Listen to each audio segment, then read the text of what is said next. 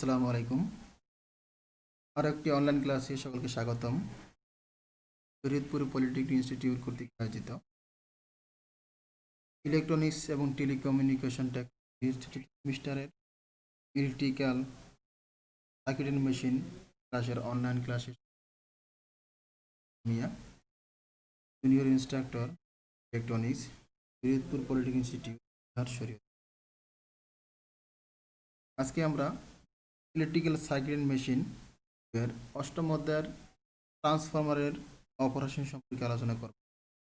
আজকে আমাদের আলোচনার বিষয়বস্তু হচ্ছে ট্রান্সফরমারের ধারণা, বিভিন্ন প্রকার ট্রান্সফরমার এবং তাদের ব্যবহার, ট্রান্সফরমারের working principle, EMF equation, transformation ratio, current, voltage এবং কয়েল টার্নের, বিভিন্ন প্রকার লস, কোর লস এবং copper loss, voltage regulation equation এবং ট্রান্সফরমার সম্পর্কিত কিছু সমস্যার সমাধান করব। প্রথমে আমরা যে বিষয়টা আলোচনা করব, ট্রান্সফরমারের সংজ্ঞা। ট্রান্সফরমারটা কি? ট্রান্সফরমার হচ্ছে একটি ইলেকট্রিক্যাল মেশিন যা ইলেকট্রোম্যাগনেটিক ইন্ডাকশন নীতিতে কোনো প্রকার সংযোগ ছাড়াই কয়েলের এক প্রান্ত থেকে অন্য প্রান্ত অর্থাৎ প্রাইমারি সাইড থেকে সেকেন্ডারি সাইডে ভোল্টেজ এবং কারেন্টকে পরিবর্তনের মাধ্যমে ফ্রিকোয়েন্সি এবং পাওয়ারকে অপরিবর্তিত রেখে পাওয়ার ট্রান্সফর্ম করে। সহজ কথা হচ্ছে, কোনো প্রকার ইলেকট্রিক্যাল সংযোগ ছাড়াই ইলেকট্রোম্যাগনেটিক ইন্ডাকশন নীতিতে প্রাইমারি থেকে সেকেন্ডারিতে ফ্রিকোয়েন্সি এবং পাওয়ারকে অপরিবর্তিত রেখে ভোল্টেজ কারেন্টকে পরিবর্তন করে। এটা হচ্ছে ট্রান্সফরমার। এটা এক প্রকার মেশিন, যদিও সেখানে মুভেবল কোনো পার্ট নাই বা ঘূর্ণায়মান কোনো পার্ট নাই, তারপরে সেটা একটা মেশিন। এরপর আমরা দেখবো হচ্ছে ট্রান্সফরমারের প্রকারভেদ। কার্যপ্রণালী অনুসারে, কোর অনুসারে, ব্যবহার অনুসারে, প্রয়োগ অনুসারে বিভিন্নভাবে ট্রান্সফরমারকে ভাগ করা হয়। তা আমরা অল্প কিছু এখানে আলোচনা করব। প্রথমটা হচ্ছে কার্যপ্রণালী অনুসারে। আমরা সবচেয়ে বেশি ব্যবহার করি হচ্ছে স্টেপ আপ এবং স্টেপ ডাউন ট্রান্সফরমার। কোর অনুসারে ব্যবহার করা হচ্ছে কোর টাইপ এবং শেল টাইপ। প্রয়োগ অনুসারে power transformer, distribution transformer, instrument transformer, ইত্যাদি অনেক প্রকার আছে। আরও আমরা যেটা বেশি ব্যবহার করি সেটা হচ্ছে অডিও এবং রেডিও ফ্রিকোয়েন্সি ট্রান্সফরমার। ফেজের সংখ্যার উপর ভিত্তি করে ব্যবহার করে হচ্ছে আমরা সিঙ্গেল ফেজ এবং পলিফেজ ট্রান্সফরমার। আমাদের সবচেয়ে বেশি কাজে লাগে দুইটা ট্রান্সফরমার, একটা হচ্ছে সিঙ্গেল ফেজ, পলিফেজ। এর মধ্যে আছে স্টেপ আপ এবং স্টেপ ডাউন ট্রান্সফরমার। ট্রান্সফরমারের ব্যবহারটা যদি আমরা চিন্তা করি, তাহলে এর ওয়াইড ব্যবহার। আমরা রাস্তাঘাটে বিভিন্ন পোলে দেখেছি যে কিছু বোতলের মতো বা কিছু বক্সের মতো একটা কিছু ঝুলানো থাকে, যেখানে কতগুলো তার ঢুকছে এবং সেখান থেকে বের হয়েছে। এটাই মূলত ট্রান্সফরমার। তারপর ল্যাবে আমরা দেখবো আসলে ট্রান্সফরমার কীরকম এখানে আছে। ট্রান্সফরমারের প্রধান ব্যবহারটা হচ্ছে স্টেপ আপ এবং স্টেপ ডাউন করার ক্ষেত্রে, অর্থাৎ যখন পাওয়ার স্টেশন থেকে দূরবর্তী স্থানে বৈদ্যুতিক সিগন্যাল প্রেরণ করা হয়, তখন স্টেপ আপ ট্রান্সফরমারের মাধ্যমে ভোল্টেজকে অনেক বেশি বাড়িয়ে কারেন্টকে কমিয়ে ট্রান্সফর্ম করা হয়। আবার যখন সেটাকে গ্রাহক পর্যায়ে পৌঁছে দেওয়া হয়, তখন ভোল্টেজ কমিয়ে কারেন্টকে বাড়িয়ে সে গ্রাহক পর্যায়ে পৌঁছানো হয়। এখানে মূলত স্টেপ আপ এবং স্টেপ ডাউন ট্রান্সফরমার ব্যবহার করা হয়। এছাড়া radio, television, tap recorder, VCR ইত্যাদিতে ডিসি তৈরি করার জন্য ট্রান্সফরমার ব্যবহার করা হয় ভোল্টেজ কমানোর জন্য। টেলিফোন কোল্ড সার্কিটে ব্যবহার করা হয়, বিভিন্ন ব্যাটারি চার্জিং সার্কিটে ট্রান্সফরমার ব্যবহৃত করা হয়। এরপর আমরা দেখবো হচ্ছে ট্রান্সফরমারের কার্যপ্রণালী। তো শুরুতে আমি যে কথাটা বলেছিলাম যে ইলেকট্রোম্যাগনেটিক ইন্ডাকশন নীতি, তা আমরা বুঝতে হবে যে ইলেকট্রোম্যাগনেটিক ইন্ডাকশন নীতিটা কী আসলে।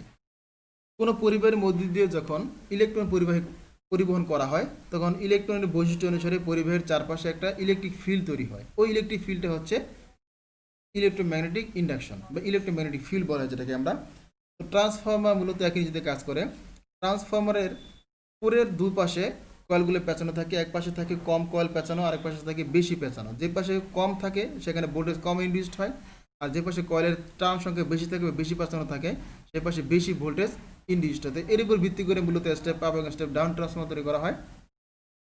মূলত এখানে কোনো প্রাইমারি সেকেন্ডারি সাইড বলতে কোনো কথা নাই। আমরা যেখানে প্রাথমিক অবস্থায় ভোল্টেজ প্রয়োগ করবো সেটাই প্রাইমারি, সেটা হতে পারে ভোল্টেজ টার্ন সংখ্যা বেশি বা টার্ন সংখ্যা কম।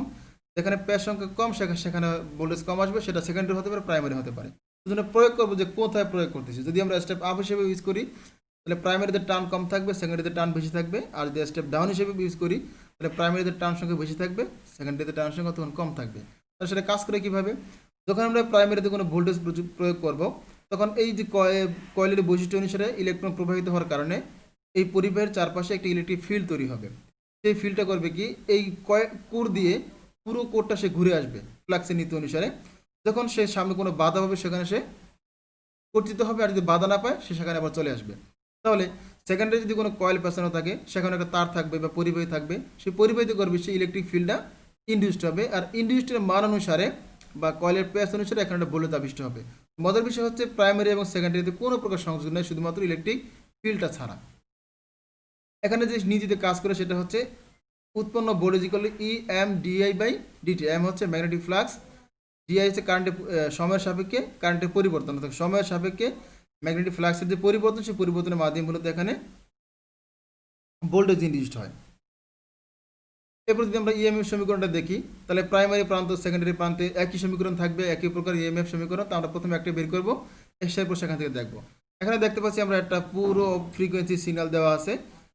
তা আমরা হিসাব করবো হচ্ছে একটা ফ্রিকোয়েন্সি সর্বোচ্চ মান, অর্থাৎ 0 থেকে শুরু করে সর্বোচ্চ মানে পৌঁছতে কত সময় লাগে।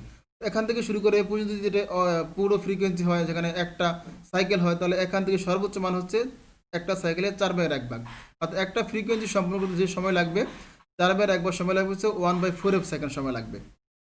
তো সেক্ষেত্রে আমরা গড় আবিষ্ট ভোল্টেজের ইকুয়েশনটা হবে E average voltage equal to N phi M by T into 10⁻8 volt. এটা হচ্ছে ম্যাক্সিমাম ভোল্টেজ।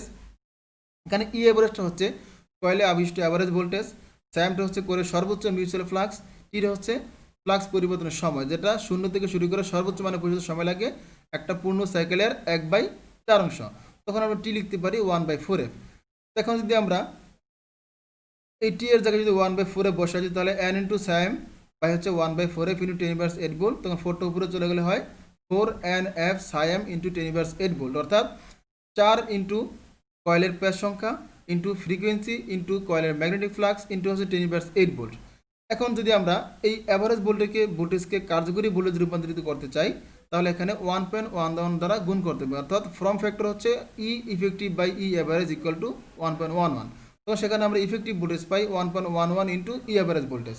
তাহলে ইফেক্টিভ ভোল্টেজটা হবে 4.44 nf সাইম 10⁻8 ভোল্ট। এটা হচ্ছে ম্যাক্সিমালে। ওয়েবারে আসে শুধু 10⁻8 ভোল্ট থাকবে না, যখন সেটাকে আমরা প্রাইমারি প্রান্তে প্রয়োগ করব তখন আমরা কয়েলের টানে লিখবো হচ্ছে এনপি অর্থাৎ এন প্রাইমারি, আর যখন আমরা সেকেন্ডারি প্রান্ত থেকে সেটা প্রয়োগ করবো তখন আসবে এন এস চলে আসবে, আর ফ্রিকোয়েন্সি স্যাম সব জায়গায় সমান থাকবে।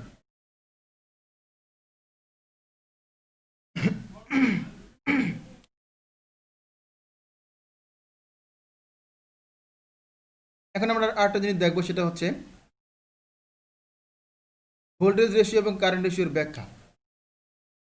ভোল্টেজ রেশিওটা কি? ট্রান্সফরমারের প্রাইমারি এবং সেকেন্ডারি আবিষ্ট ভোল্টেজ অনুপাত এবং এর প্রাইমারি ও সেকেন্ডারি কয়েলের প্যাচের সংখ্যার অনুপাতের উপর সম্পর্কিত থাকে, একে বলা হয় ভোল্টেজ রেশিও। তখন আমরা লিখতে পারি EP equal to EP by ES equal লিখতে পারি 4.44, ইপির মান হচ্ছে 4.44 NP F phi M into 10⁻8 volt, ES এর মান হচ্ছে 4.44 NS F phi M into 10⁻8 volt. দুইটা জায়গায় শুধু পার্থক্য হচ্ছে এনপি এবং এনএস, অর্থাৎ প্রাইমারি বা সেকেন্ডারি। তো 4.44 উভয় কমন আছে, এফ সাইএম 10⁻8 উভয় কমন আছে, আমরা কেটে দিলে এখানে শুধুমাত্র পাই হচ্ছে এনপি এবং এনএস পাই। তখন আমরা লিখতে পারি EP by ES equal to NP by NS. এটাকে বলা হয় রেশিও, ভোল্টেজ রেশিও বলা হয় টার্ন অনুসারে। আবার সেখানে কারেন্টকে একই অবস্থায় লেখা যায় যে ট্রান্সফরমারের উভয় ওয়েল্ডিংয়ের কারেন্টের অনুপাত এর ওয়েল্ডিংয়ের প্যাচ ও ভোল্টেজের রেশিওর অনুপাতের উল্টা অনুপাত থাকে, অর্থাৎ IS by IP equal to হয় ইপি বাই ইএস। সেই হিসেবে লিখতে পারি IS by IP equal to NP by NS লিখতে পারি, অর্থাৎ ইপি বাই ইএস এর মানটা হচ্ছে এনপি বাই এনএস। তো টোটাল ইকুয়েশনে যদি আমি লিখি IS by IP equal to EP by ES equal to হচ্ছে এনপি বাই এনএস। এটা কিন্তু অঙ্কের ক্ষেত্রে সবচেয়ে বেশি কাজে লাগবে ইকুয়েশনটা। 8.6 যে বিষয়টা আছে সেটা হচ্ছে ট্রান্সফরমারের বিভিন্ন অপচয়ের তালিকা, অর্থাৎ যখন একটা মেশিন কাজ করে তখন সম্পূর্ণ শক্তি সে আউটপুট দিতে পারে না, তো ইনপুটে যে পরিমাণ শক্তি গ্রহণ করে সবটাই সে আউটপুট দেয় না, এই জন্য সে কিছু লস করে। কারণ হচ্ছে সে লস করার কারণে সে সম্পূর্ণ আউটপুটে সেখানে পৌঁছায় না। প্রথম লসটা হচ্ছে কোর লস বা আয়রন লস। আমরা যে কোরটা দেখেছিলাম সে করে কিছু পরিমাণ লস হয়, কারণ ট্রান্সফরমার কাজ করে সে প্রচুর গরম হয়ে যায়। গরম হওয়ার পেছনে দুইটা কারণ কাজ করেছে, এরই কারণে যেটা হচ্ছে স্ট্রেস লস, আমরা বিস্তারিত পরে আলোচনা করবো। এরপর আছে কপার লস, যে কয়েলটা পেছানো থাকে সেই কয়েলের মধ্যেও কিছু কারেন্ট অপচয় হয়, সেটা হচ্ছে কপার লস। এবার দেখবো আমরা কোর লস এবং কপার লসের প্রভাব, অর্থাৎ কোর লস কপার লস হলে কি হয়। কোর লসটা হচ্ছে এটি হিস্টেরিসিস এবং এডি কারেন্ট লসের সমন্বয়ে গঠিত। এটা যদি কোনো নো লোড থাকে, অর্থাৎ ট্রান্সফরমারের আউটপুটে যদি কোনো লোড না থাকে সেক্ষেত্রে power factor voltage, frequency, copper loss ইত্যাদি এখানে পরিবর্তিত হয়। যেখানে দেখুন প্রথম কি আছে, কোল্ড লসের ক্ষেত্রে আছে পাওয়ার ফ্যাক্টর এবং ভোল্টেজ, ফ্রিকোয়েন্সি। পাওয়ার ফ্যাক্টর কি আছে, পাওয়ার ফ্যাক্টর আছে যদি cold loss equal to W হয় তাহলে V naught I naught cos theta, অর্থাৎ কস থিটা হচ্ছে ডব্লিউ সমান, অর্থাৎ পাওয়ার ফ্যাক্টরের সাথে কোল্ড লসের সম্পর্ক আছে। যদি পাওয়ার ফ্যাক্টর বৃদ্ধি পায় কোল্ড লসের পরিমাণটা বৃদ্ধি পাবে। ভোল্টেজের সাথে কোল্ড লস পরিবর্তিত হয়, ভোল্টেজ যদি বৃদ্ধি পায় তাহলে কোল্ড লসের পরিমাণটা বৃদ্ধি পাবে। ফ্রিকোয়েন্সির সাথে কোল্ড লসের পরিমাণ বৃদ্ধি পায়, অর্থাৎ ফ্রিকোয়েন্সি যদি বৃদ্ধি পায় তাহলে কোল্ড লস পরিমাণটা বৃদ্ধি পায়। এরপর আছে কপার লস। কপার লসের ক্ষেত্রে উল্টো অনুপাতে পরিবর্তিত, অর্থাৎ যদি পাওয়ার ফ্যাক্টর বৃদ্ধি পায় তাহলে কোল্ড লস কমে, কপার লস কমে। যদি কপার লস ভোল্টেজ যদি কনস্ট্যান্ট, অর্থাৎ কেবিএ পাওয়ারের জন্য ভোল্টেজ বৃদ্ধি করলে কপার লস কমবে। ফ্রিকোয়েন্সির ক্ষেত্রে একই অবস্থা, ডিস্ট্রিবিউশন ট্রান্সফারে ফ্রিকোয়েন্সির উপর কোনো কপার লস নির্ভর করে না, কিন্তু লোডের উপর কপার লস নির্ভরশীল। লোড বাড়লে কপার লসও বৃদ্ধি পায়, লোড কমলে কপার লস কমে। ট্রান্সফরমারের ভোল্টেজ রেগুলেশনের সমীকরণটা আমরা দেখবো এবার। ভোল্টেজ রেগুলেশনের ক্ষেত্রে চারটা বিষয় আমাদের আইডিয়া নিতে হবে। এটা হচ্ছে unity power factor, lagging power factor, leading power factor. এটা অধ্যায় 3 বা 4 সম্ভবত আমরা এই বিষয়ে বিস্তারিত আলোচনা করেছি, তো এখানে আমরা বিস্তারিত আলোচনা করবো না, মূল টপিকে চলে যাবে। এখানে ভেক্টরের যে চিত্র আছে, ভেক্টর চিত্র থেকে আমরা যেটা পাই, কোল্ড লস এবং কপার লস হিসেবটা আছে লেগিং, লিডিং এবং ইউনিটি পাওয়ার ফ্যাক্টরের ক্ষেত্রে এ সি এফ একটা ত্রিভুজ, আর হচ্ছে এ বি এফ একটা ত্রিভুজ। এই ত্রিভুজগুলো থেকে আমরা পাই AD square equal to A, এই যেখানে D, AD square equal to আমরা পাই হচ্ছে AC square plus CD square, A C square plus CD square. সমগ্র ত্রিভুজের ক্ষেত্রে সেই সূত্রটা প্রয়োগ করবো আমরা। তাহলে এসিটা হচ্ছে এখানে এ বি প্লাস বিসি, এসিটা হচ্ছে কি এ বি আর এখান থেকে হচ্ছে বিসি। তারপরে এখানে এডি কিন্তু পাই এ বি প্লাস বিসিতে whole square plus CD square. এখানে এ বি এবং বিসির মানটা হচ্ছে ভি এফ এল এবং বিসির মান হচ্ছে আইএসআর, এই যেখানে মানগুলো দেওয়া আছে, আর সিডি মানটা হচ্ছে আইএসএক্সি।